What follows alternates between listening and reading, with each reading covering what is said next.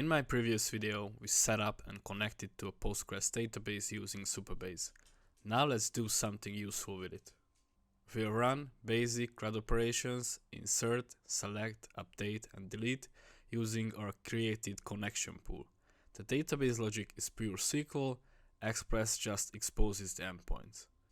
I'm gonna link my previous video up here so you can set up the Postgres connection and then come back here and follow along. Great.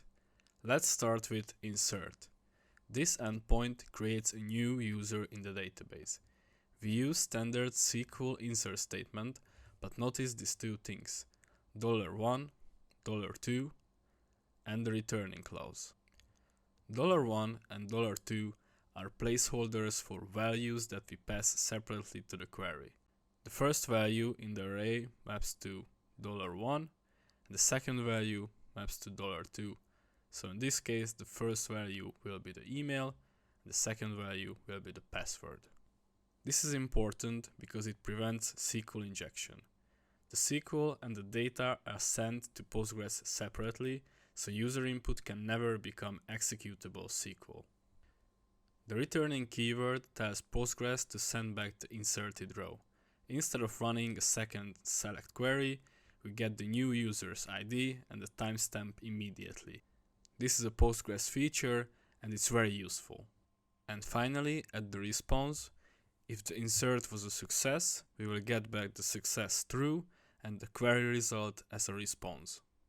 I will quickly test this in Postman so you can see how the database responds.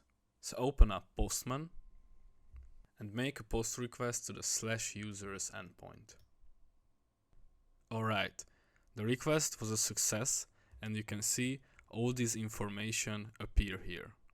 In real apps, you usually only return the rows, but this helps us understand what the Postgres gives us. Command tells us which SQL command was executed, in this case insert. Row count tells us how many rows were affected by the query. OID is a legacy Postgres field and usually not something you need. And rows contains the data returned by the query. This is what we usually care about. Okay, let's go back to VS Code. The next function is select. This endpoint will return all users with ID, email, and created at timestamp. Notice that I'm selecting only the ID, email, and the created at. I avoid select star because it fetches every column, including sensitive ones like password. Always return only the data you really need. It's safer and faster. In real apps, this also prevents accidental data leaks. So instead of using select star, which would return all columns, let's just use select ID, email, created at. Now here, we don't want to return the whole query result object, so let's specify the rows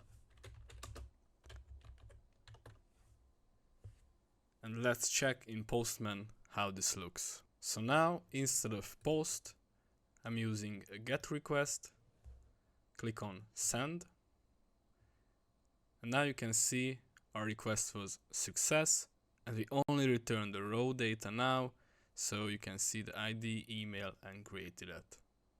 Great. On to our next function, which is update.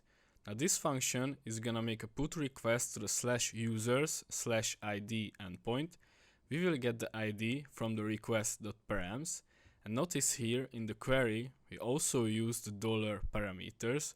The first one is for the password, the new password we want to change, and the second one is for the ID for which user we want to change this password. Notice as well, we also returning the ID and the email upon successful request, so we can make sure that everything went fine. And finally, delete request. This will make a delete request, obviously, for the /users/ID endpoint. We will get the ID here as well from the request params, and we're also using the parameter here for which user we want to delete, and then return the deleted user's ID as well to make sure that the request was a success. So let's go to Postman and test both of these functions. In order to make this more visual, I'm gonna go back and do a bad thing, and here at the select function I'm gonna also choose the password to return, so we can see that our new password was truly a success. So now in Postman I'm gonna make another GET request, and now we will get our secret password as well. Now let's go and change this GET to put, and don't forget to add the ID we want to change, which is in this case 8 because I did many test runs before. So let's go with 8 and send. And now we get back the ID and the email as we should. So if I make a GET request to users,